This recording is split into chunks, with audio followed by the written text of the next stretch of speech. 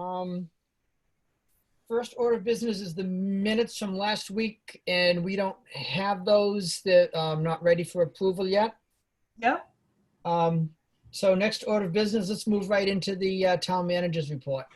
Whoop, whoop, whoop. Okay, all right. Obviously, we need to talk about town treasurer. I see that Susan's on, but her last day is, well, actually today, but tomorrow, but she's gonna hang out. So I've been on the phone with NHMA today and Peter Malia, where it's an elected position. It has to be filled by an appointee of the board. We know that. We're having trouble find someone. So the question I asked is, could an out-of-town person be appointed? Natch Graves, the attorney from NHMA, said really ought to run that by the Secretary of State's office because it's an elected position and it's supposed to be a town resident. So there was some thought of Susan had suggested the possibility of Julie and her teaming up with Susan being the, obviously the appointed town clerk for the town. But again, there was a bit of flags came up from Nate Natch Graves that we should run that by the Secretary of State's office to make sure that that's 100% legal to do. In other words, Julie would be helping with bookwork, but Susan would be putting her name to it. And so that created a problem. So that's where we are on that, okay? On the Riverfront Park, you should have gotten your packets. I did. Okay, the report from, so it's not great, it's not great news, it's not devastating news, but not surprisingly, the test came back. We're trying to do this on our brownfields. You are. There's still residue of heavy metals in the soil. It's not something we can't, and actually, eventually, I'm told that the town will have to clean that property up because we're the owners at some point. So it's not the whole site, as you'll see in the, in the paperwork I sent you. There's a sheet with yellow highlighted area, which is, we're fairly comfortable. That is the borders of the brownfield area. Right. It's not the whole property. Unfortunately, my first thought was we could move the park down towards the river more, make it smaller and make it work. But the environmental folks who were there says, well, you really should think about that because you're inviting families and kids and picnickers and to set on a downhill property of a property that to be contaminated with asbestos and heavy metals. Remnants of that, you really want to do that. So I couldn't answer that, but well, the report on heavy metals, but I didn't see anything on asbestos. there was remnants of asbestos in there. Yeah, there's another sheet, I think. Yeah. Can you, I printed this off at work, but I just have it all black. So you're saying that the lowest levels of toxins are down by the water here? No. And I'm going to try to find your map you sent. Well, yours is colored. This doesn't get colored. I don't know if you got one hand delivered to you or not. I do. But no, I did not. She said she couldn't find my envelopes, but I left them there Monday night. So. Okay. But anyway, so last Monday. One of the recommendations is that we put a hold on the project and we chase the money. There is brownfields money that'll to clean up a site like this, whether it's going to be a park or not. The problem is it's been all expended for this year and we'd have to wait for 2021. And most of these, even with DES, it's 100% grants to restore these properties. It's gonna Do we delay. have an estimate at all on what we're looking at to spend here before we look for They grants? won't Do we have even- any idea what we have? They won't even stick their neck out. It's like Pandora's. Right, millions. Once you get into it, it's Oh, whatever wow. it takes to clean it up. Okay? Oh, my So, God. Right, but I don't understand. How do we apply for a grant or look for monies or chase money when we don't know Well- how much we're chasing? if it's DES or anybody, you'd get the grant, and the grant would include the cost of the finite end research to see what you've got for a brownfields. It would all be inclusive. So that's the It's sad. been tested to death. We should know what we have at this point. We've spent You don't. tens of thousands of dollars testing this. You're gonna spend hundreds of thousands of dollars to figure out what's down there. That's a fact. That's a fact, Tammy. Okay, so if it's a fact, I would like to see that on paper. It just seems like it's going around and around and around, and we're testing, and we're hiring this company to test, and we didn't get the answer we wanted, so then we hired that company to test. And you will Everybody's get that. testing, and nobody's giving. Well, the set, it's gonna mostly be tourists, just like the rivers anyway. I mean, it's gonna be for tourist use mostly. But you know that, right? It's a Well, lot of money regardless, regardless, Well, but, Here's the deal. have Here's the deal. We'll get to exactly what you're saying, Tammy.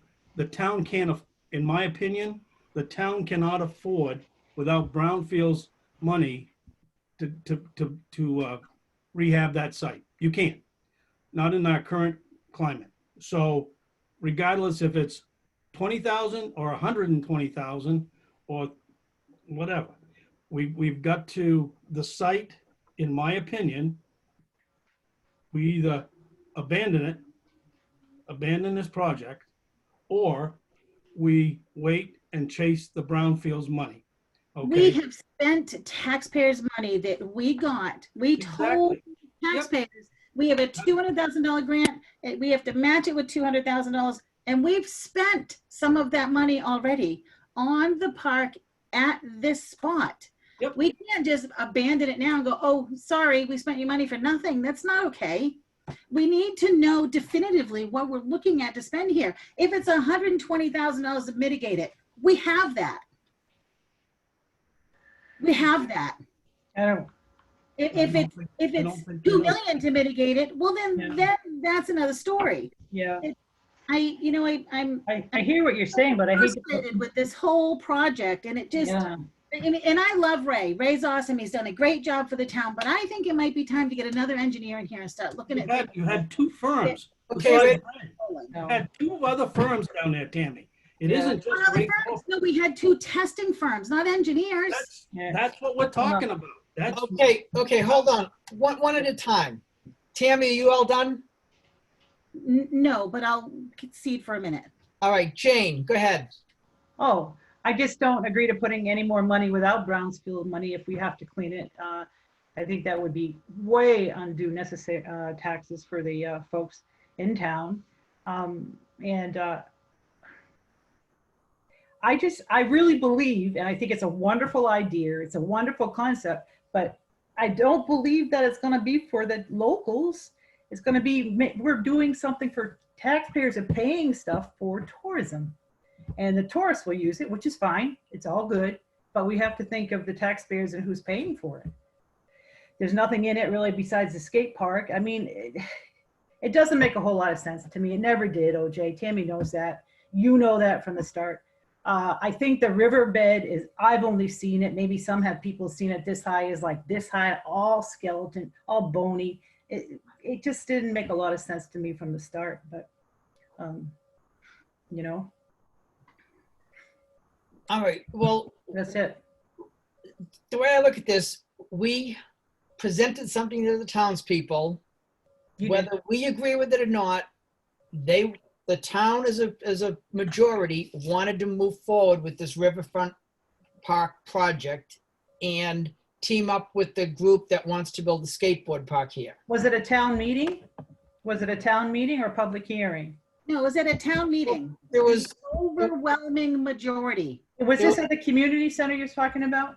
No, at the Okay. school during a March town meeting. Okay, all right.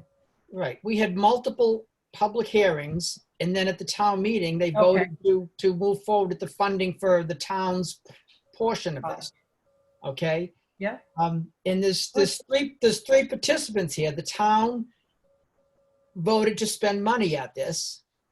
There was a matching grant that we received that we were going to use to do this. I And then remember that, yeah. the skateboard group has their own funding for that one feature within this park. Right. So there's three sources of funding here. We've moved forward on this, first with Plan A, with the parking lot closer to the river. We learned through the discovery process that didn't make sense. So we've moved to Plan B, which is to put the parking lot up closer to the railroad tracks on the old Burndy site, where it was more stable ground, dirt underneath, to hold the parking lot. Now, in doing that, we had to do this and retest it. We have to make a decision of what to do moving forward.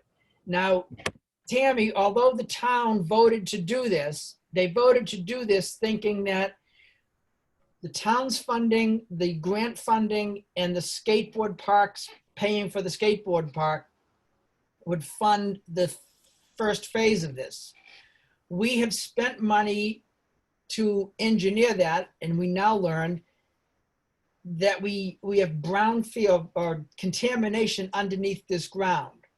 We Now- knew that going into it, but we still don't know how much or We don't. what it's going to cost to mitigate. Right. We don't. And what, I mean, 2.5 years we've had this grant, 2.5 years. Now we're down to the wire. It has to be spent this coming year. And now all of a sudden we should abandon it because we don't know what we're looking at. I mean, it just doesn't make sense to me. It just doesn't make sense. Let's bring it to the town meeting this time around and see. I would like to see it on paper, what DES is saying, exactly what we have to do. I mean, I hear DES, well, DES says we should probably test a little more. Let's wait and see what they think of the thing. I've seen nothing other than this that we got from Ray. Yeah. It just, I'd like to know the results of some of these toxins too. They're lead and there's a lot of garbage and really bad stuff in there. and there's a lot of these levels that are well below acceptable levels. And I haven't gotten into it completely because I haven't had it that long. No, But what I I've know. been able to Google this I haven't either. afternoon, some of these are well within the acceptable levels of for having it in the ground. And like I said, I haven't done all of them. I've done a few of them, and Yeah, look them up. I didn't have time to look at benzoy. I know that is. I'd like to know what we're looking at to mitigate it. Are we looking at $120,000 or $820,000 or somewhere in between, or $1,000? I don't know. That's what I'd like to know before I agree to go, oh, well, forget it. Forget what the voters said and the taxpayers, that we'll just abandon the property. I would really like to know what it's going to take to mitigate it before we make. I think they're really looking forward to that skate park, and I think the 200,000 was when I was at that meeting, and I remember thinking that was allotted to the skate park or whatever, but for the whole 200,000 plus the grant is the first phase. You know, if they want it, they want it. We have to do it somehow, but it's going to cost I would have them vote on whether we should mitigate it, quite honestly. I don't Is it think I really said worth it? abandon. I don't think I said abandon. I said, I think we should pause and chase the grant money, the federal brownfields money, Yeah, clean up this property, okay? Yeah.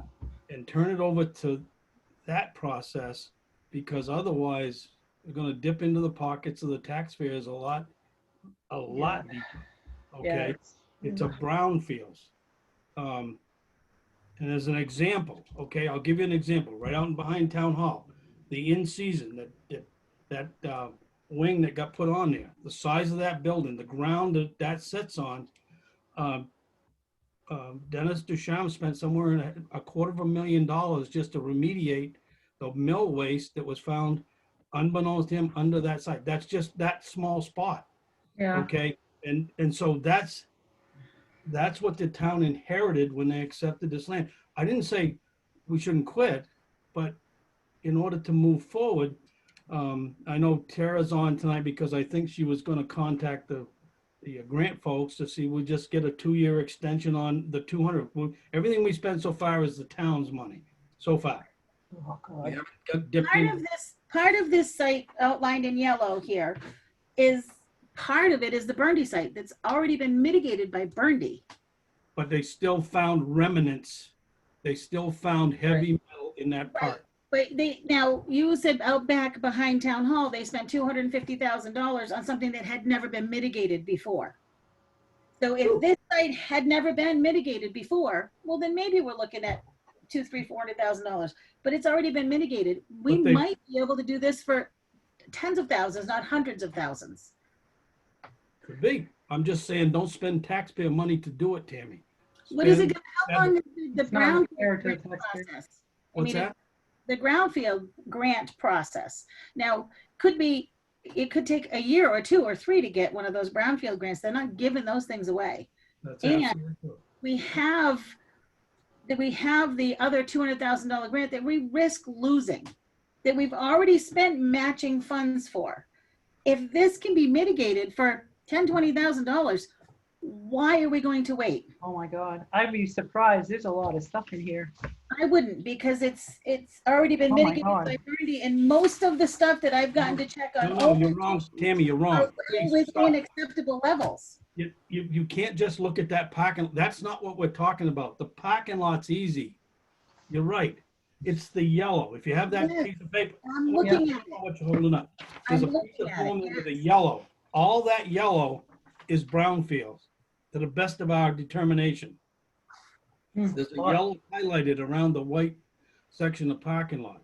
It's larger than that parking lot. And That's- most of that is the old Burndy site. That's No, the parking lot takes up just about all of the Burndy site. The rest of that is the remnants of the mill. And they put stuff down in there. So that's what needs to be investigated further. We dug 16, I believe it was 16 pits in there.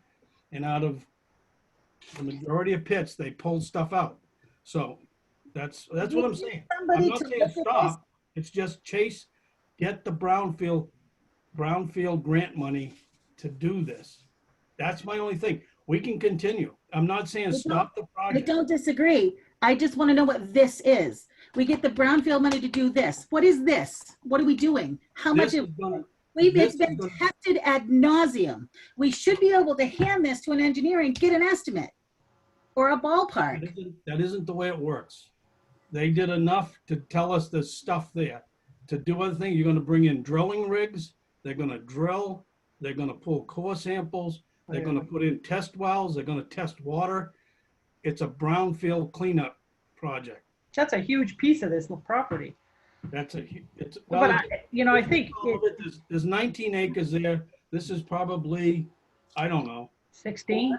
No, it's probably 6 acres, maybe 5. Oh, okay. of the 19. 4 or 5, maybe. Maybe 4 or 5, but it's not all of it, no. So that's all I'm saying is if the residents or board feels that we just go forward and spend the 200 we have, we'll have to check to see if we can even spend the grant money on the research. We'll do that.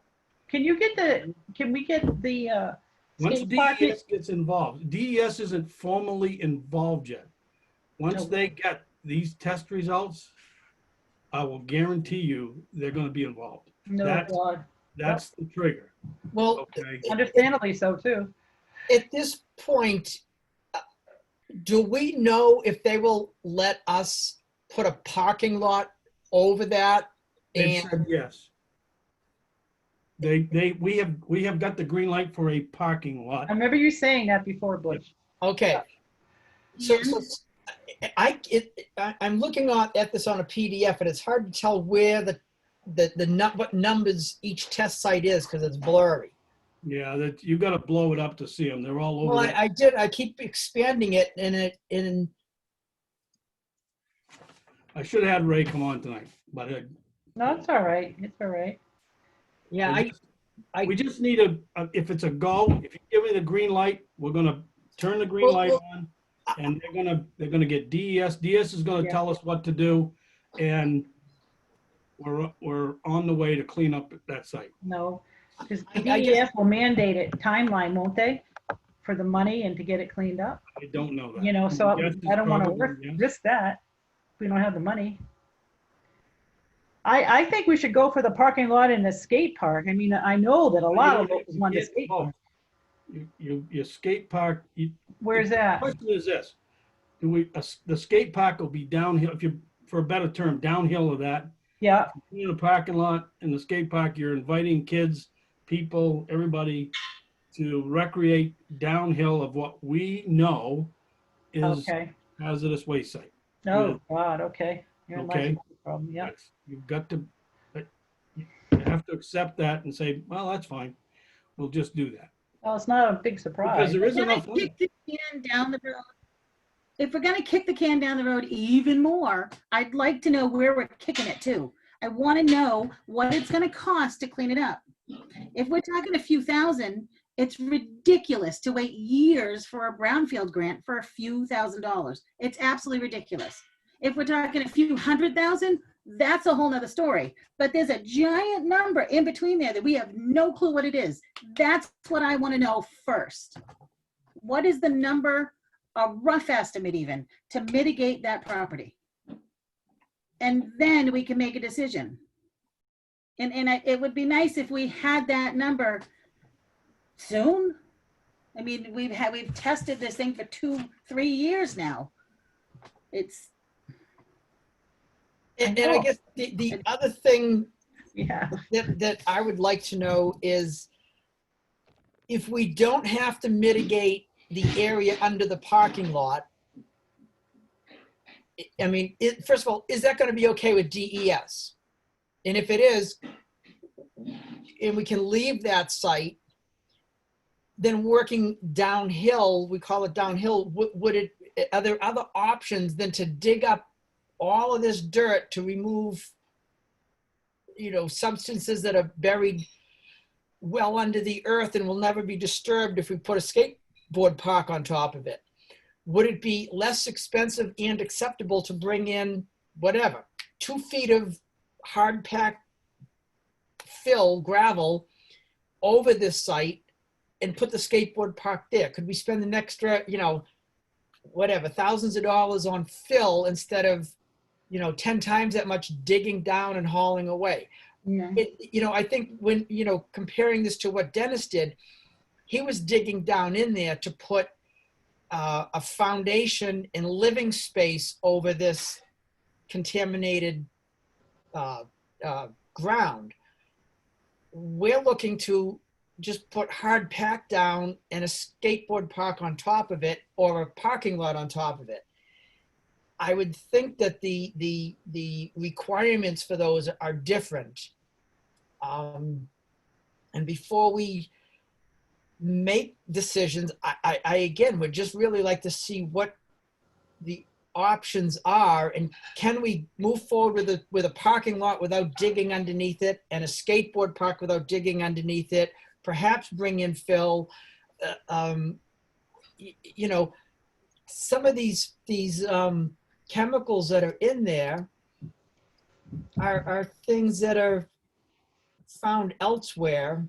Whoops, I'm on such a Zoom, I can't even see my own report. Lead and arsenic like that, if you leave them buried and put a couple of feet of fill over them, is that an acceptable way if you're not going to build a livable structure over it that needs a deep foundation? Right.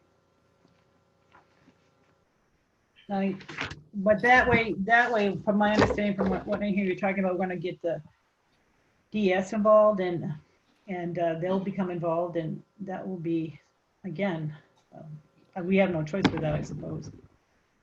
Then you have to put it on the CIP and make it, figure out how much it's gonna, if you have to do it, you'll have to put it on a CIP and get it over years. Be the best bet. You just can't come up with all that money. It depends. If there's brownfields money to be had, hopefully we'll get that. Well, yeah, but that would be in lieu of a CIP and town funding. Right. Right. But we're gonna have to find funding. So Butch, is this report going to go to DES? I mean, are they obligated to do that? Tell me to move forward. They're gonna write a formal report to DES on their initial findings and guidance from there. They are, so they're gonna do it anyway. Could we get a No, copy of that? No, Oh, no. no. That's why I'm here. Okay, I need to hear you guys say, we want to move forward. And this report is gonna go to DES and they're gonna tell us what to do next. Exactly what Tammy wants. yeah, I don't, ugh. What is the option? If we don't move forward, we just stop. And we Well, will I have think- spent $100,000 for nothing. Just a second. Hey, Ray, can you hold on just a second? I've got the board on. We're deep into a discussion on this, on the Riverfront Park. the riverfront, and they got a bunch of questions on. I'm going to put you on. Hopefully, you can hear him talking. I'm going to have OJ recite what he just said, which will probably pretty much sum up the questions they have, and hopefully you'd be able to come back loud enough so they can hear you. Just a sec. I got Ray on speaker. OJ, go ahead. See. Okay, Ray, can you hear me? Just barely. Go ahead. Let's give it a shot. All right, we're looking what our options are for this, in lieu of this report on the contaminants that we just received and are looking at. And we're wondering, as far as moving forward, will DES likely allow us to move forward with, say, a parking lot on top of these contaminants without digging them up and removing them, and putting a surfaced skateboard park on top of these contaminants without removing them? Well, there's two things. To answer the short answer to your question is yes. We believe that it's likely, there's a high probability that DES will allow you to go forward with the skate park, simply because, now we know we have an issue there, and moving forward, as long as you take care of the issue, I think they'll be very supportive of, the park initiative. So the short answer is yes. The more complicated answer is, okay, so what does that look like? So we would need to go to DES with this new information and lay out to them this new information, and we would present to them a couple of options for moving forward. So that's really the next step here. And the second step would be to we're pretty confident DES was going to require us to identify the extent of this contamination, because if you recall, back in May we found some issues over by the proposed parking lot, the first option, and then we moved over to the Burndy site and we found yet even more. So we're going to need to identify, or DES is going to want to know just how big of a landfill area that we're dealing with before they'll, sign off on, allowing people to use that facility for a park. So step one is a conversation with DES, and then step two is defining the scope of work for a more comprehensive site assessment to make a determination of just what we're dealing with. But we believe that you have two options. Either you isolate the material, which means that you basically cover it up so that there's no human contact with the material, or you remove it. It's those are the two options that you have. So specifically at this point, we can't tell you, what the final outcome would be, because we haven't had the conversation with DES yet. Do you see any downside to having this conversation with DES? No, thank you for asking. The only downside, we don't think it's going to trigger anything, but we can't guarantee that it won't. So,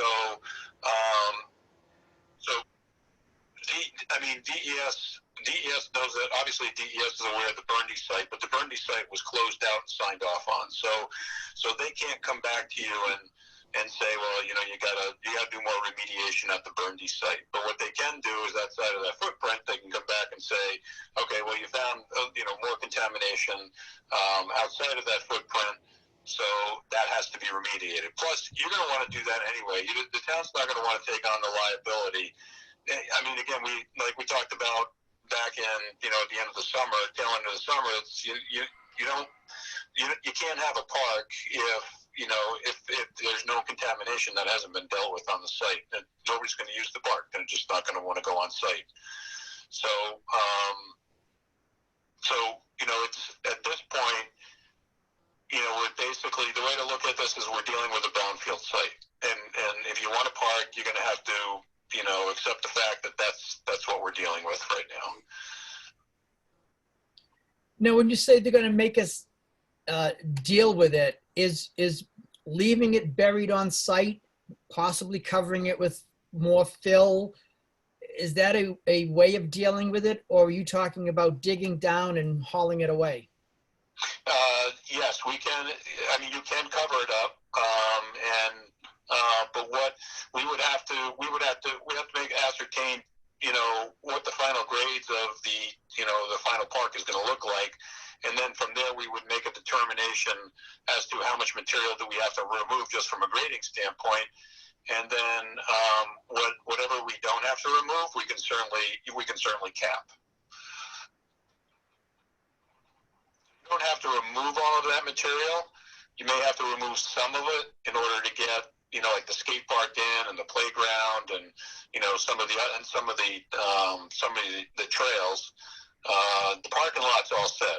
The Burndy site has sufficient load bearing capacity that we believe that we haven't gotten the report back from Novus, but the report out is that we'll just have to proof roll that area where the parking lot goes. There is on the southwest corner of the parking lot, we're probably going to have to over excavate because we are into some solid waste material on that far corner of the proposed parking lot. So we're probably going to have to over excavate there and bring in some clean fill material. But for the most part, the footprint of the parking lot is on the Burndy site is going to have sufficient load bearing capacity that we won't have to do anything as far as pulling material out. Basically, we're just going to come in with 2 feet of fill, sand, crushed gravel and gravel, and put the parking lot there. So that's already been, we've already got a preliminary design for that. The problem that we're going to have is under the AOT permit, we have to mitigate the runoff from the parking lot. And the problem we have there is that we need an infiltration practice, and the area around the footprint of the parking lot at the Burndy site is all contaminated. So the DES is not going to allow us just to infiltrate through contaminated soil. So the stormwater infiltration practice, we're going to have to remove the material that's within that footprint, and that's off the back end of the parking lot. Okay, and that would make sense, that you don't want to drain your water into a contaminated area. Right. Just going to leach out the contaminants and put it into the ground. Right. But as far as like the skateboard park and the playground, when you talk about we may have to dig down and pull some out before we put in the 2 feet of fill, can that be reverse engineered so that, let's say the playground area needs 2 feet of fill? Well, just bring in the 2 feet of fill and whatever elevation that is, design a grade going up to it as far as a path or walkway or whatever, and just change the design? Yeah, we could do that. I mean, what we did on the initial design is obviously on any site design, you want to balance your cuts and fills in order to minimize your construction costs. So we would have to, again, what we would do is number one, we would have to determine if in fact the area where the proposed playground is going and where the proposed skate park is going is in fact, it's in contaminated soils. It may not be. We didn't do test pitting over there. We just did enough test pitting to make sure that we can get the parking lot in and the stormwater infiltration practice, so that we can get the AOT permit and get DES to sign off on at least that piece of it. So we didn't do test pitting over by the skate park, and that's in the initial part of my conversation here. That would be the additional site assessment work we would recommend be done. that we basically try to find out what the limit of this contaminated area is. Hopefully it ends somewhere around, just outside of where we've done the test pitting so far. There was one test pit. I'm not in the office, so I don't have the drawing in front of me. But if Butch, I don't know if you have it in front of you. But test pit number 2, we did excavate and we got down to native materials. So we're thinking that might be about the limit of the contaminated soils, or what we would call the unknown landfill area. And it's basically over by where they were discharging the brewery waste, over by the composting pile. Towards the solid waste facility, yeah. Towards the solid waste facility. So it's that last test pit that's on the south side, that's south of the parking lot. One of the last test pits in terms of its location and proximity to the proposed parking lot. That test pit, we were able to get down to native soils. So it seemed like we were just starting to maybe come out of that contaminated area. So if that's the case, then the skate park and the playground may not even be in contaminated soils, in which case we can grade it however we need to grade it. Oh, Can't tell you specifically how would we grade the site and how much material would we take out, because we don't know what the extent of the contamination is. So the next question they ask is, and Tammy was asking, what's a range of cost? What are we looking at for cost to what? To identify that field, to identify the contamination field. Well, that would again, that part of that we can't scope that out without a conversation with DES. So we would have a conversation with DES, and we would present a scope of work to them based on our, we would recommend to them, here's what we're thinking. What do you guys think? And they will give us the feedback, and then we'll put the protocol together, and then we'll cost that out. So I can't really answer that question because the scope is not yet defined. It's ill-defined at this point. And then, of course, if you want to go for funding, as we had talked about, Butch, when we talked about in our meeting previous, we're looking at, if you're looking at funding, Brownfield's funding through the EPA and DES, that timeline is about, we're thinking about 2 or 3 years. So, and a good portion of your site assessment work could get paid for under grant funding. Right, and that's the sticker is the time. Is the time. Yeah. So one option to consider, and we discussed it before, and again, we would have to present this to DES. I mean, if you're committed to doing the park and you're committed to moving forward and basically, again, embracing the fact that, this is a brownfield site and we're going to move forward with it.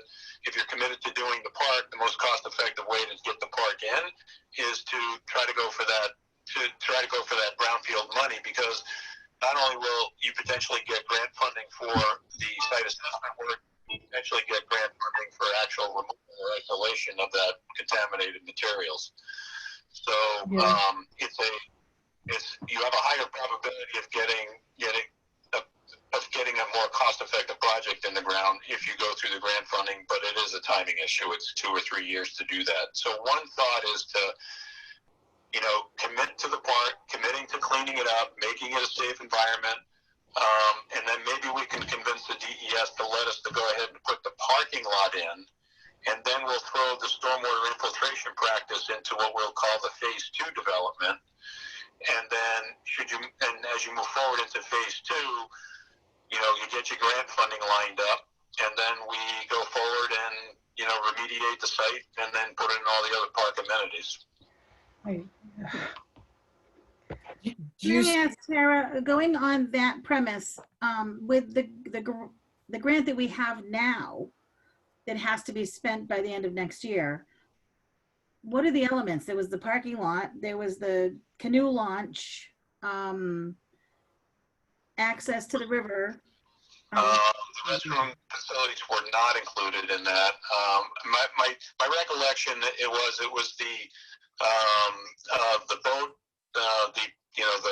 the small craft launch and access to the river, Obviously the park, there was a small temporary parking area that we had down there. The parking lot, the trail that bisects the site from the parking lot across the site to the trail that goes down to where we had done the embankment work. Yeah. In front of the wastewater plant. So that's basically the main trail. And then I can't remember if I think the skate park for sure, and I think also the playground was on that to-do list. But my suggestion would be, now that we know what we're dealing with, I think it would behoove us to go back to that funding agency and say, listen, we're gonna, if you so choose, to pursue grant funding for the brownfield development. Maybe we can redefine what that $400,000 needs to cover, because that $400,000 wasn't going to cover everything anyway. So maybe we can go back to them and say, maybe we can get the river access in, and maybe we can get the parking lot in, and maybe that's enough. So in my opinion, it would be worth at least just having that conversation with them, and then maybe we can get those accomplished before the October deadline for the funding on that piece. Okay, Tara. Sorry. So I did shoot them an email based on Butch's conversation earlier, just asking what our options were based on where we're at now. And whether we could do an extension on our existing grant, or whether we could, because we are locked in with not only the boundaries of what the site work was supposed to include, like that's because when you get a land and water conservation fund, you're dedicating that exact property line as in perpetuity for recreation, or you build it somewhere else to make up for it. So that's why they were specific about those boundaries being within this. So I reached out to them. I unfortunately hadn't heard back. I was hoping to have an answer before tonight, just to say, is option one, can we get hopefully a 2-year extension on this? Option two, do we have to say like, we can't do it at this point, but can we reapply? Or how does it, what are our options at this point, so that we can make sure that we're using the funds appropriately? Did they take COVID into consideration there? The option I did there is just to basically redefine the scope of work. I would have that conversation with them as well. And if you want me to be part of that conversation, I'm happy to do that for you, Tara. So we can, if we get into a dialogue with them, maybe just a matter, because I did read last week. I did read the grant itself, and there is a provision in there for modifying the terms of the grant application. So if you allow a modification, then I guess as they probably have run into maybe not this specific situation or type of situation, but other situations where they had to make modifications to the scope of work that was defined in the grant itself. So I think, in my read of it, I believe that there's a provision in there that opens up that door if you want to have that conversation with them. Yeah, the last time I had reached out for them was when we talked about, because they did have another grant round that opened up this end of summer.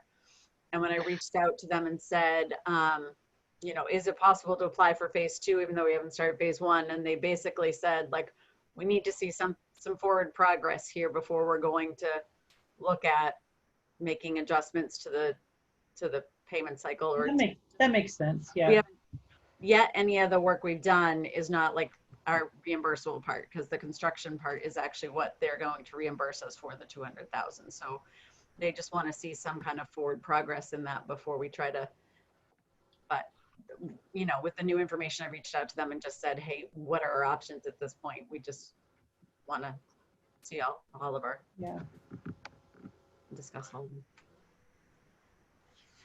Okay, so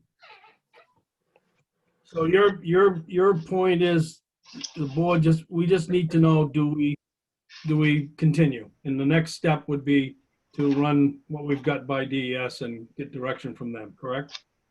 Yes. So basically we're on hold waiting for a green light to continue with the project. And the next step, as you said, Butch, would be to have a conversation with DES, figure out what the scope of work needs to be for a site assessment, so that we can make a determination of what we need to do with the material that's on the contaminated material that's on site. Put together a protocol for mitigating that contamination, and at that point, then once we get that information after we've done the site assessment work, we'll have a firm idea as to exactly what we're doing from a site development standpoint, and the associated costs with whatever mitigation has to be done, and then obviously the construction of putting the new facilities and park amenities in the ground. So I'm personally just focusing on the skate park. I don't know if they have all the funding for that, and the parking if necessary. I just feel like there's a lot of irons in the fire right now, with tanks and water and sewer, and just to put in another playground, and I just think taxpayers are going to shoulder the burden for sure on this. And again, they'll have the right to use it. I get that, but we saw this summer, and we know what it's like now. The town, it's going to be for tourists, and it's a lot to ask from people, a lot. So I think the decision the board has to make here is Hey, Ray. Yeah, Ray, hold up just a sec, Ray. Sure.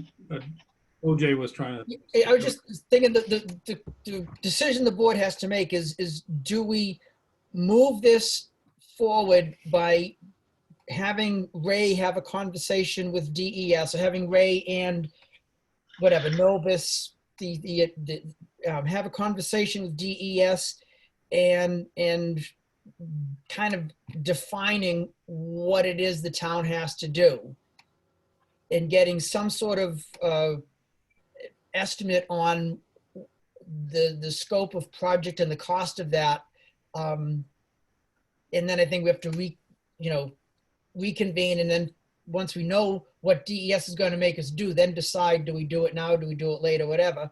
Or we decide right now that we're going to just wait and try to apply for the next round of brownfields money and wait 2 or 3 years. Those are what I see as the two options. Ray, is there anything else I'm missing? Yeah, I wouldn't wait to submit for grant funding. I would just basically keep on moving forward. So in terms of the grant monies, maybe the way to approach this is just the way you laid it out, OJ, is, let's just get to decision. When we get to a decision point, then get you guys the information that's available, and then you can make a no-go decision as you proceed. But there's a lot of things that can be done at minimal cost at this point in order to get you some additional information so you can make a final decision. So the only downside of having a conversation with DES is that they turn around and they say, well, we want you to go clean it up. But I mean, we're going to argue that material's been sitting there. It's always been sitting there. There's no reason why the town couldn't just walk away from the park initiative and call it a day. The worst case scenario is maybe they tell you to put a fence around it or something. So I mean, I can't say that, we're not going to open up a can of worms, but at the same time, DES looked very favorable on this project, and has been, since we had the first conversation with them a couple of years ago. I got to believe they're gonna be very supportive of the town to moving forward with this initiative. You just have to, again, treat it for what it is, which is a brownfield site.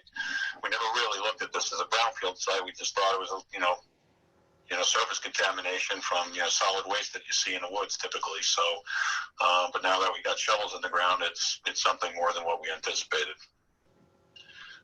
how much is minimal, Ray? How much money are you talking when you say a minimal amount of money to look at this again? It's a minimal amount of money to have a conversation with DES. I mean, we have all the information to have a robust conversation with DES about what we think we're facing here.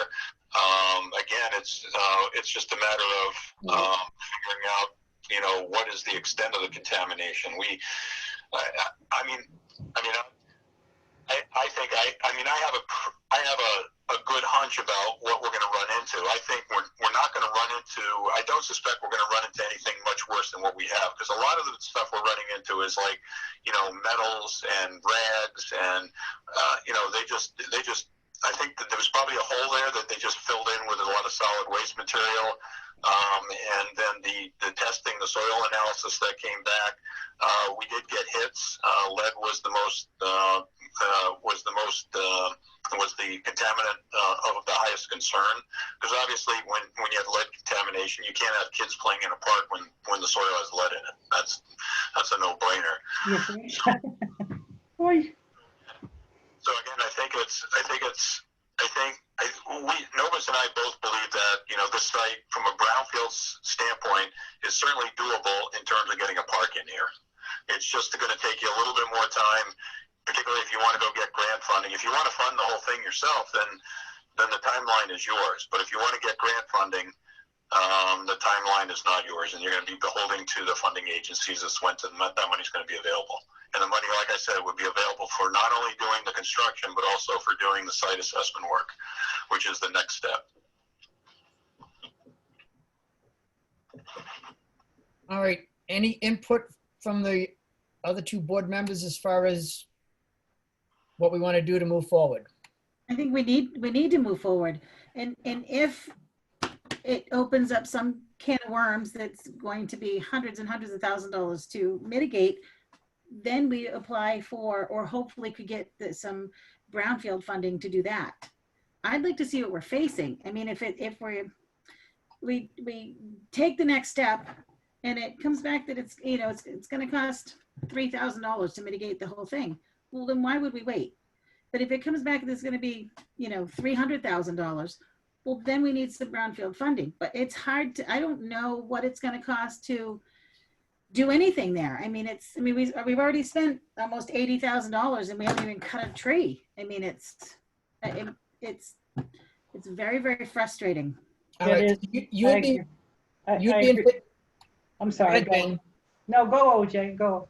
I'm just saying, to summarize, you would be in favor of taking the next step of having Ray have a conversation with DES, and with the ultimate goal of getting back to this board with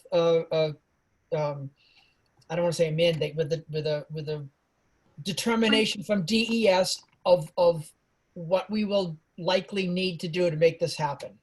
Absolutely. Because then if Okay. DES comes back and says you have to do minimal, you know, without a lot of Right. spending a lot of money, this is it. Great. If they come back and say you better apply for some funds, well, then at least then we know where we're going. Okay, Jane? Yes, I would like to see with the DES, because they're going to find out anyway. They already know about it. And we'll go from there. I feel a little better that they're not going to force us to come up with it in a year. But I really want to see the skate park in the parking lot that you want, OJ, in there. I think that's helpful. But the other things, again, I've never been a support of it. I don't think we need another playground or a canoe launch or anything like that. So my heart wouldn't be broken without that. It's not a necessity Mine would. for the locals.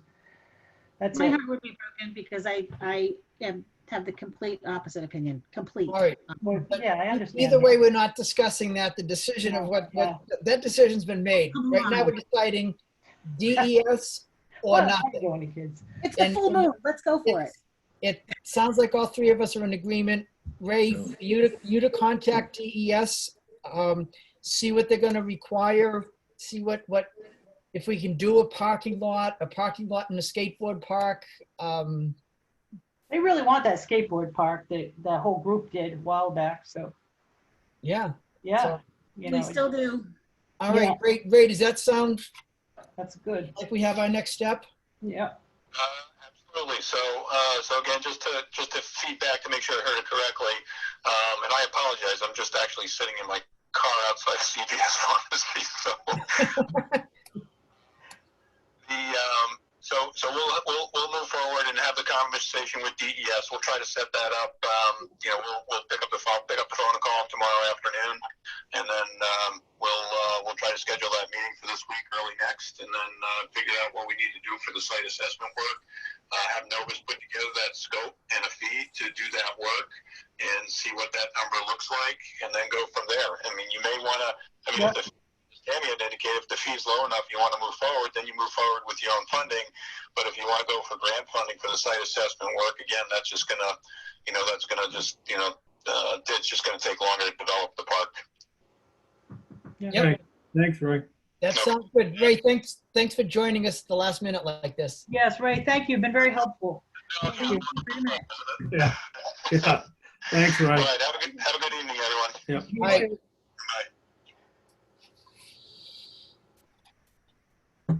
Okay. All right. And we've hashed that up. The last thing I had was the Woodstock is requesting a combined board meeting for budget. I believe it was on the 13th. Yep, January 13th is what you have on your thing. Yep. January 13th. So, January 13th is a school board meeting. in Woodstock. So they were looking for it in Woodstock. So There's a school board meeting that night, and I believe it's a budget session. I think they scheduled a public hearing, but I'm not 100% sure. That's early for their public hearing. Is it just a regular? No, I have it on my calendar as school board budget hearing. But I could have typed it wrong, and it should probably say budget meeting. But still, if we're having a school board budget meeting, we probably shouldn't schedule other town stuff. We're limiting people what they can do. You choose. You go to a town budget meeting or you go to a school budget meeting, but you cannot participate in both. That's not right. I'm fine with that. I mean, Are you on the budget committee? Do you have to make that personal decision, Tamara? I'm on the school board, so yes, I have to make that personal decision, but Okay.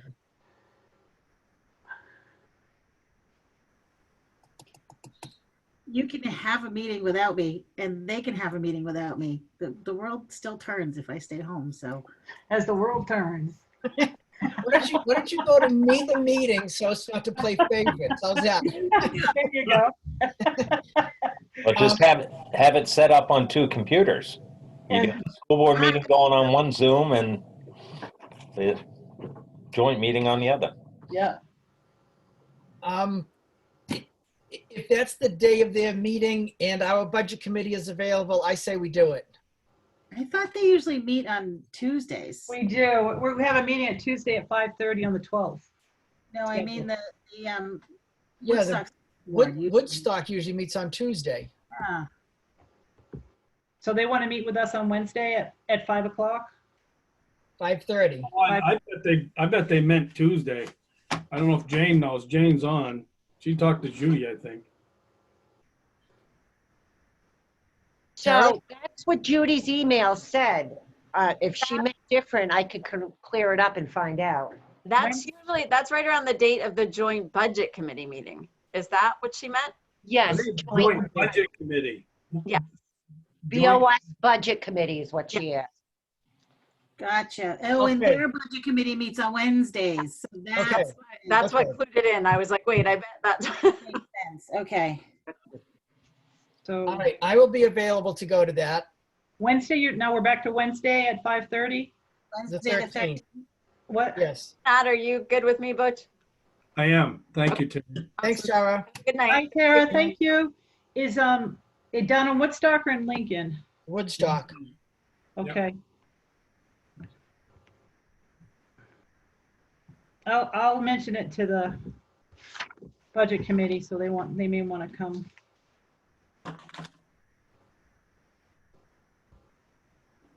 Okay. Budget meeting, Woodstock.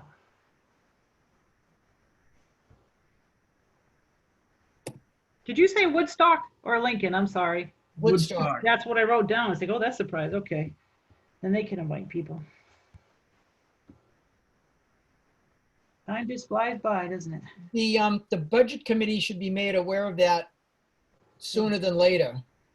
Okay. I mean, typically it's the two budget committees meeting and the Board of Selectmen are invited to go. but that's really a budget committee meeting. Jane, I'll send Mike an email. I'm emailing him right now, Jane. Oh, you are like on top of it all Look the at that, time. right on top of it. Isn't she? She's awesome. Thank you. All right, Butch, do you have anything else for the town manager's report? I do not. That's enough. I just Wasn't nice- a couple of non-public items. Tammy, I love you. Okay. I love you too. All right. I know, but you're back to giving yourself facials there. I know. I'm All right, waiting for the banner boy to walk by here. I'm just, It's like, Me too. all right, I got a couple of things I wanted to ask or get input on. What's the status with bringing the Spectrum internet into the town building? Are they scheduling that, or? yes, it's gonna happen this month. During December, they'll be putting the change in, and we coupled our phone system in the building, combined it, so it's all gonna be one service instead of 2 or 3 companies. We are gonna stay with the old service provider for our remote locations, water plant, the highway garage, solid waste, simply because the build to put for Spectrum to put there is expensive, and we just, obviously we didn't have the budget for that. So, but the building, the town building will have high-speed, fiber optic, which will take care of all the PDs and their electronic issues, as well as that. So that's going to happen December. So at January 1 turn on date. Yeah. oh, that's exciting. Good. Yeah. That'll help, should help things there. Oh, yeah. Good for them. All right, anything back from Raftellus? Gosh, I wish, nope, Ray was reaching out, so we weren't sure.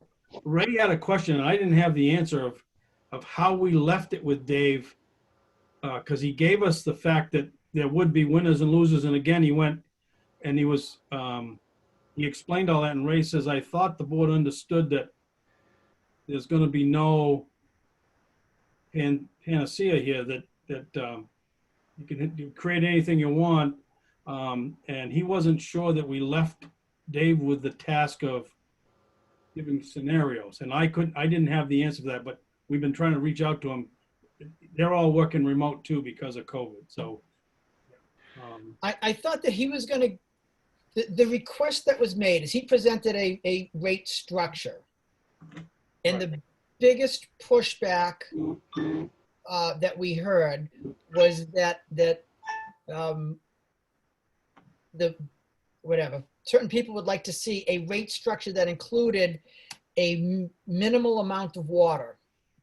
Okay, his plan had a flat fee that included no water. So from gallon 1, the rate started turning. The request was to buffer that by saying, okay, your flat fee is this, and it might be a little bit higher than what he originally proposed, but that it would include X number of gallons. Now we want X to be obviously large enough just to give people a level of comfort that if they reduce water or use minimal, that most of it might be covered. We don't want it big enough so that no one's paying the per gallon fee. So he wanted his input on a rate structure, or even a couple of options, like flat fee of X with Y amount of gallons, or a flat fee of, A with B amount of gallons, and just something like that for the committee to look at. okay, like I said, we've been trying to get in touch with him, but All right. by that, and we weren't sure how we left it. So I want to have something for the water committee to look at and either support or not support, and then turn this over to the budget committee to see if we're going to fund water meters this year. Is there a difference between you may have answered this before, I don't know, between the rates for the business owners and the rates of the residential owners? Is there a difference in their initial rate? It would be on the, It- as I understood, the size line that services the property. Correct. A Okay. 3/4 line, 3/4 inch line to your private home would be X. A 2.5 to 6 inch line feeding, Riverwalk would be a much different price. So someone running a business in a residential area, we all know that doesn't happen here, but I'm just kidding. So they would be residential rate regardless of whether they have a business or No, not. it's No. the size of the pipe. So it's the size of, okay, and they probably didn't change it. So if someone's running a business and all they have is a 3/4 inch line coming in, just like you do at your house, it's the same flat fee. 'Cause Right. that's all the water that can go through it. It's, Right, they can't fit more water through that pipe than you can. Dang it, I have one this big. No, I'm kidding. All right.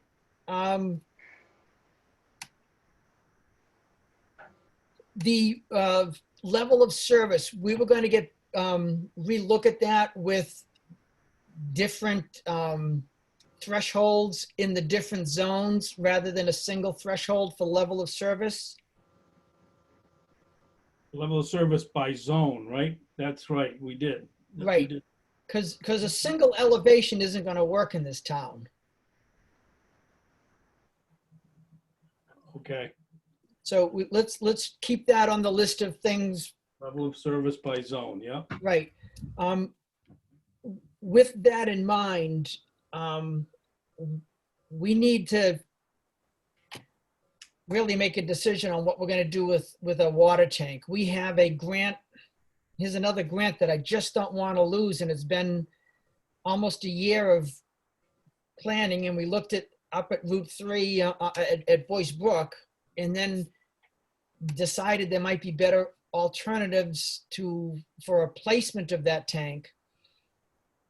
And we've kind of gone around the town and looked and thought and talked, and we've had discussions with South Peak. They're in no mood to cooperate with the town at this point in putting in a tank. There is a provision in their conditions of approval back in 2006 that says if the town is ready to move forward, that there would be some sort of cooperation to allow the town to put in the tank. But the details on that are missing from that letter of that notice of decision. And there's emails with Ed Wendler referring to that, but I don't know if we have that in writing of what exact steps the town has the right to take.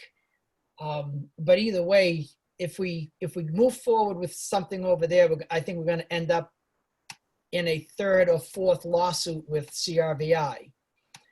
And so even if we win, we're going to lose the matching grants because it'll never get through courts in time.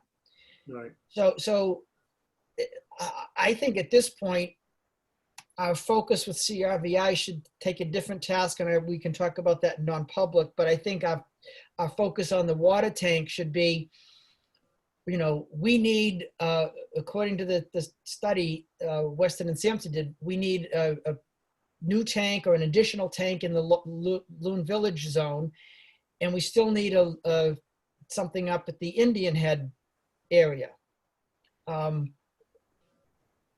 think we need to get a definite direction, a definite location, and use this grant money before we just lose it.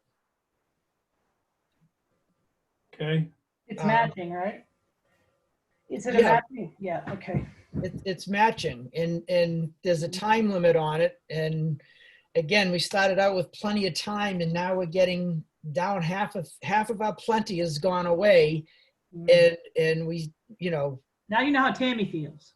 well, I do, but not that I didn't before. I know. and what I'll have to do is check with Northern Borders. The tank was to supplement our high pressure zone. It wasn't by location. And I'll have to see if that could be modified. If we move the location that originally Hoyle Tanner identified and Weston and Sampson confirmed, but in a different location was on Route 3 up in there, but at a different location, different elevation. I think it still would supplement, I believe, our high pressure zone so that the grant would still apply. I believe. Okay. And But you know, I I don't- know that there's discrepancy with Hoyle and Tanner versus Weston and Sampson think the location of that tank should be even up in the Route 3 area. Correct. But if the Forest Service has already said they wouldn't oppose a tank at the Boyce Brook pond area, because they wanted us to take the dam down. If we took the dam down but put the tank at a lower elevation that made more sense, that might still be doable and worth looking at. Now I know we have to cross the river if we put a tank up there anywhere, but We can. Let's So do I think that. the first steps are I'll check with Northern Borders to make sure we're good to go. We know we're good to go at Boyce Brook because they had connected it. And there was a discrepancy between engineering firms say that that was the wrong spot. So we need to iron that out. I don't know. We hire a third, it's. No. We did 2-1. David's laughing. I know it. Yeah, it's like this is unbelievable. So, but anyway, we got to do that, and then move, But I'll do that. I think you're right. I mean, there was no movement at all with. Sadly, or unfortunately, there's been no movement at all with South Peak and quite. No, quite the opposite. and I think we should look and work with people who will work with us. If we can do it over in Route 3 and help the water pressure there and other places, we should do it. yeah, personally, I think the Route 3 location makes more sense. Right.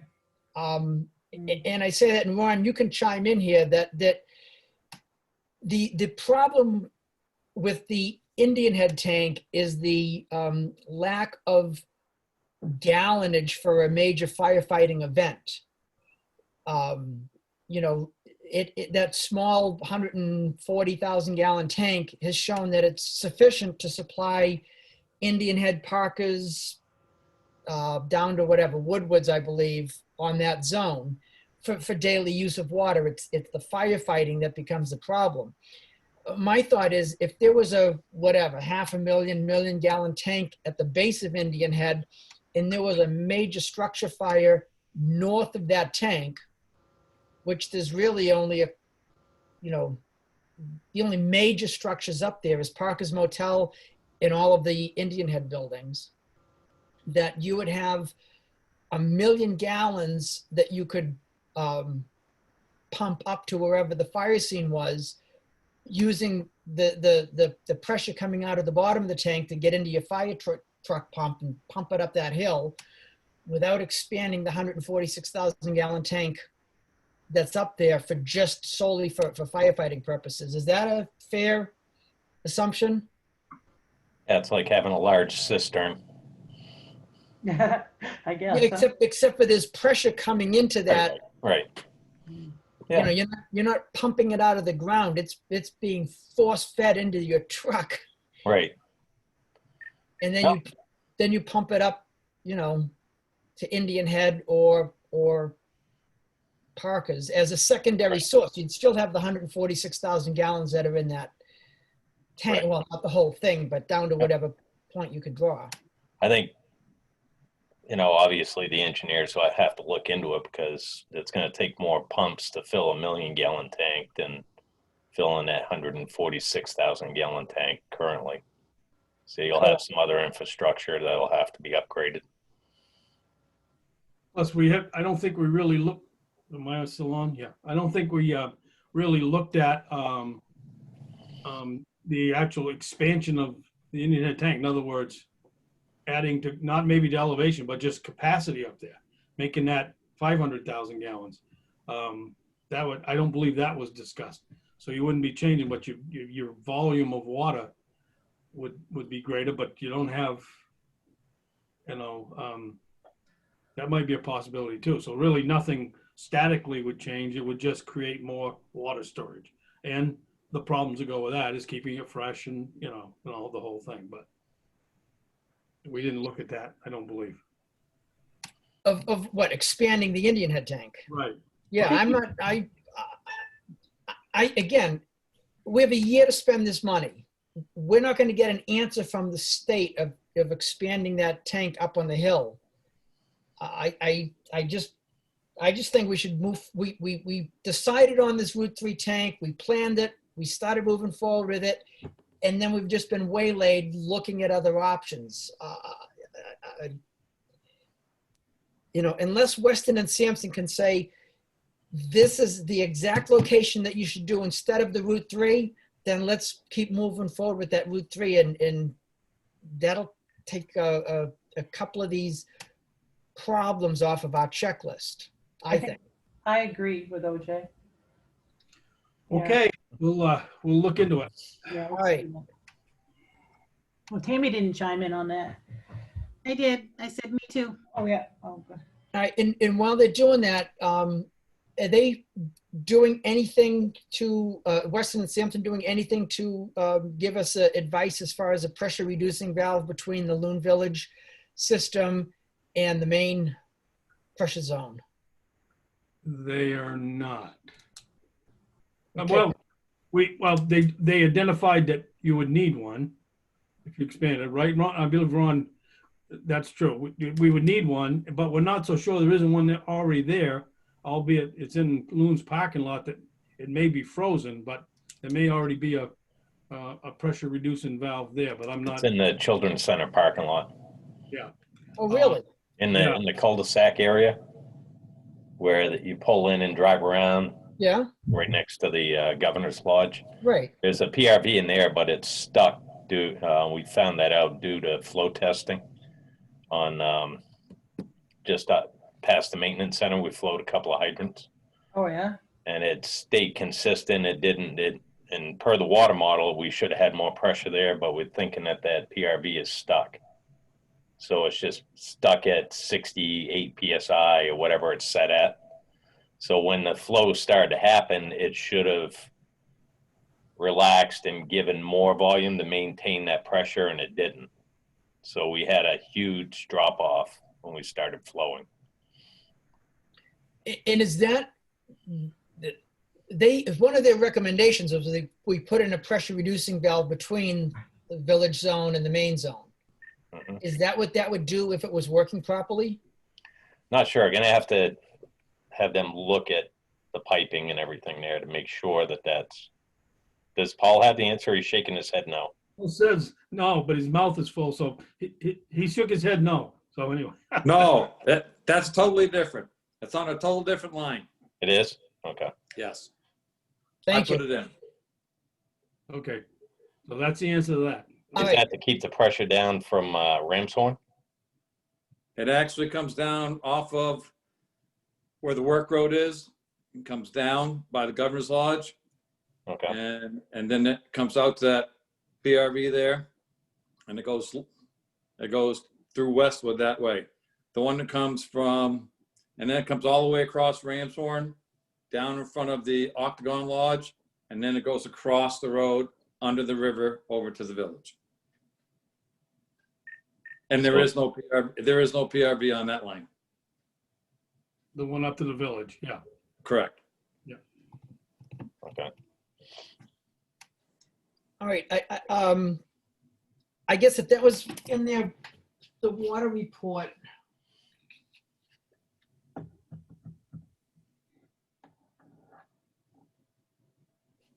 Well, your question is, My question is, in their next steps, and this is the memo. Actually, this is from you, Butch, on October 16th, as far as the next steps. And number 2 is retain Weston and Sampson to better define the type and location of interconnections between the main pressure zone and Loon Village pressure zone, and to enhance the level of service in the main pressure zone. That's true. Yep. I would like to get Weston and Sampson to do that and find out, A, is it something that's going to be of the price and time that this can come out of either water tap fees or capital reserve, or if this is going to be a much more major project. I get the feeling that this was one of their cheap and easy solutions. Like, we should do this right away because it's not going to cost much or take much time. And Yep. if that's the case, I just think we should move forward on it. Right. So, And that's in that October 16th memo, right? yep. I'll go back to it. Okay. Yeah. And number 4 in that same thing is to have them complete a site assessment to determine the preferred locations of a tank in the Indian Head pressure zone and or provide alternative means for fire protection. Yep. All right. Okay. So let's get them working on that. My next question is, you had a call with DOT. I didn't know if there was anything that you wanted to bring before the board or update us on. I know it was a discussion about, it started Riverwalk? off, yeah, with the Riverwalk driveway, but then I guess you got talking about lights at the intersection, and I didn't know if there's anything you wanted to update the whole board on. Well, the conversation, when I got into the call, I was late, but the conversation had already morphed to whether or not a street light was needed at the intersection of the school and at that intersection and the entrance to Riverwalk. The New Hampshire DOT, that is their last option. They don't like street lights, believe it or not. But they fully understand that if the data is there, so they're looking into that. And what I got out of the conversation is, I'm not sure Dennis is warm and fuzzy or will continue if that's a stipulation. The DOT gave a rough estimate of $250,000. It's about 250,000 to put a street light in. And Dennis told those of us on the call, but directed to Jim McMahon and DOT is that he's not sure that he would go forward with phase 2 if that was a requirement, and he would retire with what he's got built, and that would be it. And that's the way the conversation closed. They're still doing their study. I've been seeing emails to the school. They've been getting school data, they being DOT. So that's where we left that call. So nothing came out, nothing definitive other than DOT was just listening to, was hearing the plans for Riverwalks, this phase, and the issues. Yeah. Okay.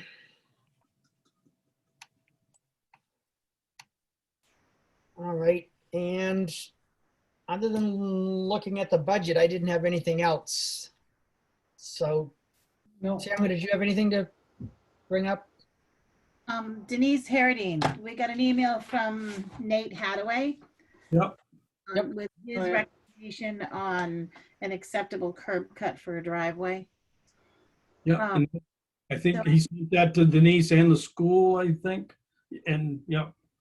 So we need to, I don't know, take a vote, I guess, or decide. We don't need to vote, but we need to decide what she is going to need to bring to the school in order for the school to put her request for a right of way on the warrant.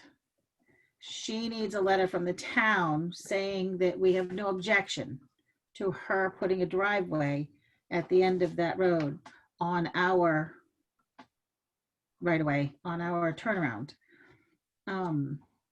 So we need to decide, we didn't decide to do that last week until we got correspondence from Nate, the drawing from Nate. So now we have that. I mean, we can't give her a driveway permit until she has the right of way. Right, but she wants, Right away until we say we intend or have no objection to giving her a driveway. So.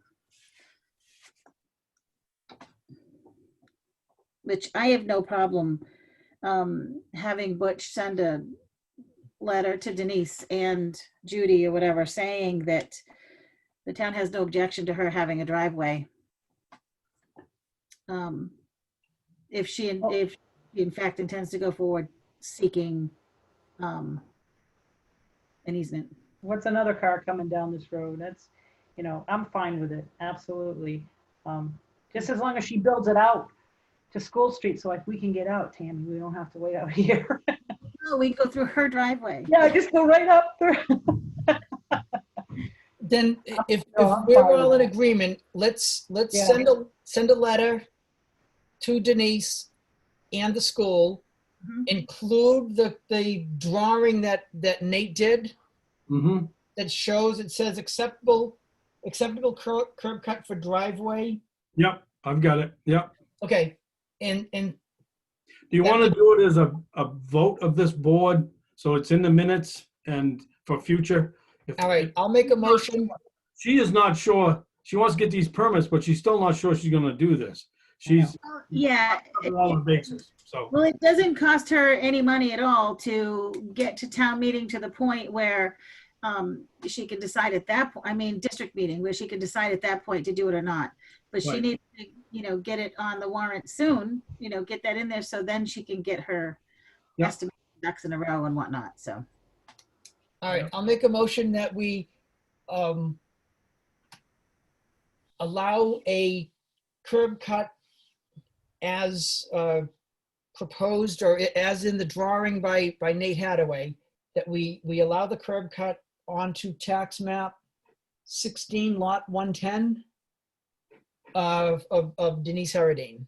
Provided she gets the easement from the school at district meeting. Right. Got it. And I'll second that. All right, any other discussion?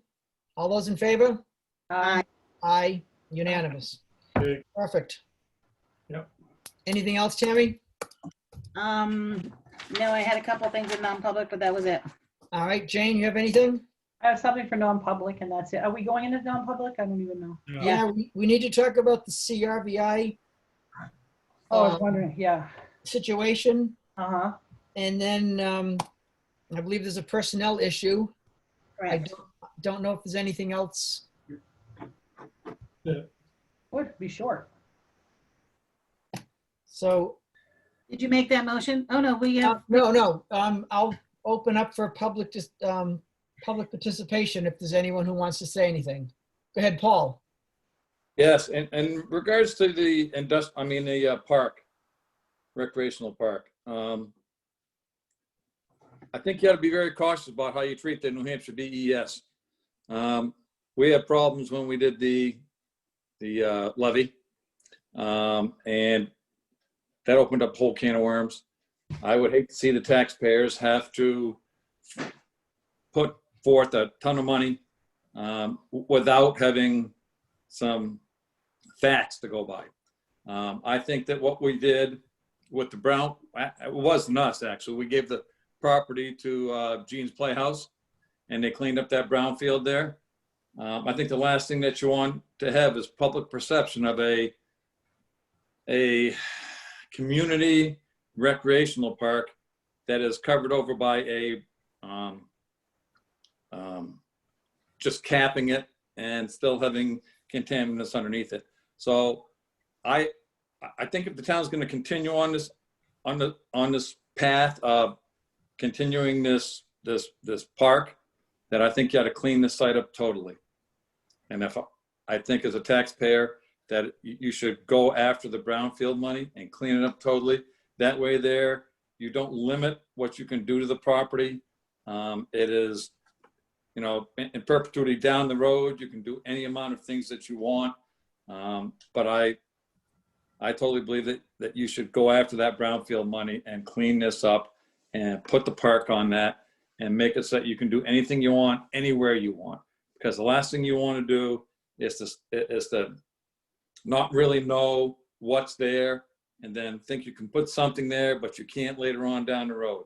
So, you know, truly, you know, I think Butch is on the right track here, going after the brownfield money. It may take a little while longer, but, you know, all good things are worth waiting for. And I truly think that, you know, as a taxpayer, I think you ought to wait and do it right. Okay, thank you. You're welcome. Anyone else for anything in public participation?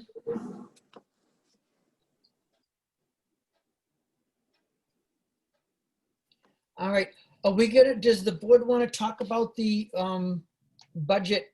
Do we have any questions for Butch about the budget? Are we gonna set, you know, years past, we have started a little earlier and gone over the budget, you know, for half an hour or something. Can we do that the next couple of weeks at 5 and then open our regular meeting at 5:30? Make it a work session? Yeah. Yeah, do a work session from 5 to 5:30 and then have our regular meeting? All right, want to start that next Monday? Sure. And Jane, if you're a little late, we'll wait for you. You're muted.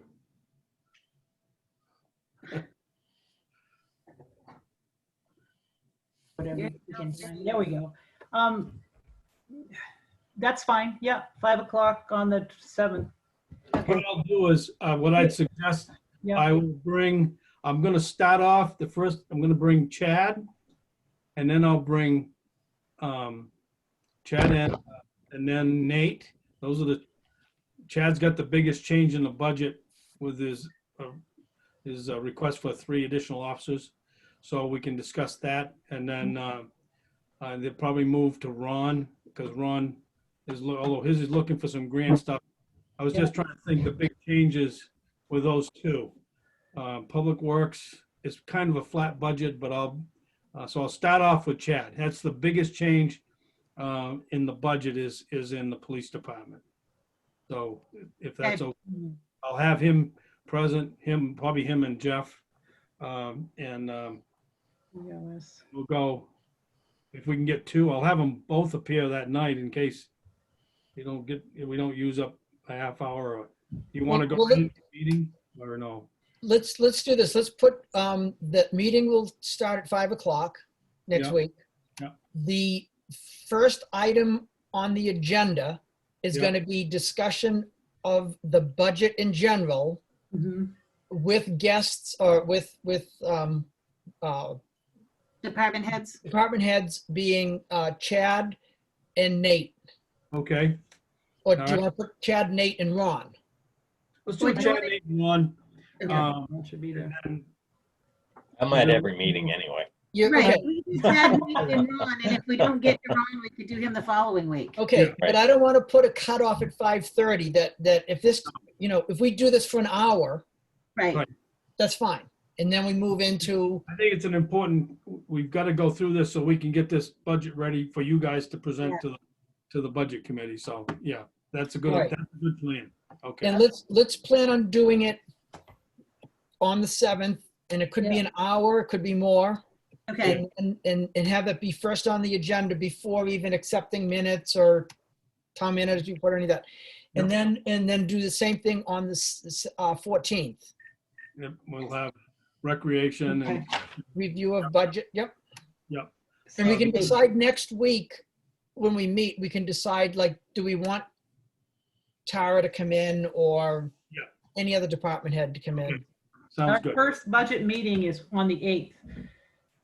So it would be the day after. And then the second, okay.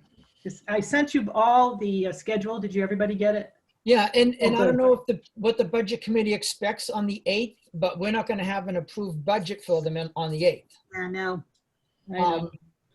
I mean, Maybe what we can should send a letter, email to the budget committee and just say that we're going to have our first in-depth discussion on the budget on the 7th, Right. and that they're, it will not be ready to present to them on the 8th. No, Okay. it won't even be ready to present to them on the 14th, I don't think. I think we're gonna need, 3 good meetings to get this, and maybe more, but. Well, I would hope that after 2 meetings, we would have at least a sense of, maybe we don't send the whole budget at once, but if we can send all except for this department or those departments. Sure. So Jane, you're in the budget committee. Do you want to just send a email to the whole budget committee on behalf of the board that says, we're gonna look at this on the 7th and the 14th, and we'll hope to get them either all or most of the budget after our meeting on the 14th. Okay. I think Paul was raising his hand. Yep, go ahead, Paul. Yeah, well, Jay, I don't know if Jane remembers, but I think what we were looking to do on the budget committee was to do the simple budgets that didn't take a lot of time. Things like cemetery, things like, some of those budgets that we kind of typically go through pretty quick. And that was going to be the starter ones. And then that would allow the board to continue to do their, deliberations on the rest of the budgets. That's all I wanted to say. I mean, I think they were really looking to do some of the simpler things. And actually, the cemetery budget and the library budget come from the trustees. Right. So we're not going to change those at all. We can make all the comments or remarks you want, Right. but Right. those are the budgets you guys, so you can certainly start with those. Or like you said, Well, we can change the bottom line if we choose to. We did, yes. With the. that is correct. Specifically, so we should, I mean, there are some pretty mundane ones that, and I can't remember them right now because I don't have my book in front of me, but they go pretty fast. So Right. Like that is elections, what I there's think they only were one looking to do, is next to get started, to look at those and then give you guys time and then move on to, some of the other things so that they could still start to meet, but still move along the process. That's what I thought. Jane, did you agree with that? I do. However, did they want like the representative department head from those cemetery, and because you're going to go through all those anyway? So I don't understand the need, I guess, of going through it one time and then having the department head come in and do it again. Well, it depends on the Board of Selectmen. Do you typically meet with the trustees and then? No. Okay, Not- so Not then it would be the board. I'm Not sorry. unless we have a specific question Right. or concern or want an explanation, but usually not. Right, I mean, Okay. and that, so then the trustees would just come to the budget committee and present their budget, and they would ask them the questions. Okay, but that schedule hasn't been set up as yet, as far as I know. No, correct, but I think that's what we were looking at, just to That's what clarify. I I was was only saying. trying to clarify, Okay, because it Okay. sounded different than what you were saying. No, As I just want to make sure that. we- The budget committee wasn't looking to, from what I heard, looking to have the whole budget ready. I don't think the budget committee's gonna have any of the budget. I mean, it has to go to the selectmen first, and then the selectmen give their budget to the budget committee. Well, it's Butch's budget anyway. Say that- It's a selectmen's budget. The selectmen's budget that goes to the budget committee, and we're not gonna have that ready next week. So the meeting the following night might be, I don't want to say useless, but you may not have a budget to look at. We legally have until January, don't we? Yes. Yeah. We don't typically make them wait that long, but it's still No, gonna be, never. we have something ready for the budget committee. Right. I think I agree with OJ and having Jane to email them and let them know that they may not have much to do on the 8th. Well, again, like Paul said, if they want to talk about the more mundane budgets, the town manager's budget that he presented to us, that's a public document. The Right, budget right, committee right. can look at it and talk about it and let But they're them. not at the point where they can make any decisions or recommendations or suggestions at all until No, but after. they can meet and talk about it. Sure, anybody can do that. So Right. let them start the process. I don't want to inhibit. Oh, So- God, no. I just don't want them to expect more than is gonna be possible. I That's all. understand what you're saying, Tim. It kind of flips it upside down. We usually, yeah, I get it. Yeah, because then I'm going to be listening to what they say before I talk to everybody on you two and the board, which is a little different. Right, right, right. You can juggle that, that's fine. Yeah. All right. Okay. So we'll meet next week on the budget. Is there anything else in public session? I'll make a motion that we go into non-public to discuss the CRVI lawsuit and a personnel issue. I'll second. All those in favor? Aye. Aye. All right, 2 minutes.